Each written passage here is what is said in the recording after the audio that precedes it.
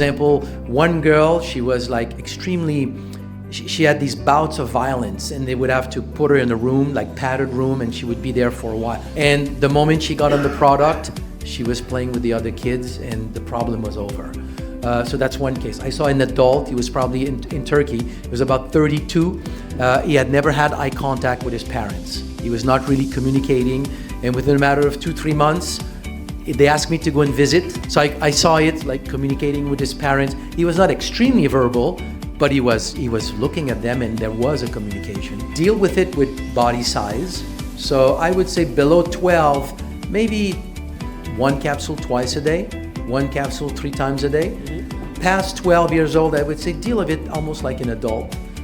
2 capsules 2-3 times a day, twice a day. It will take maybe within 3 months you will see it. By it, I'm not saying full recovery, full extent, but you will have started to see something because it's fairly quick.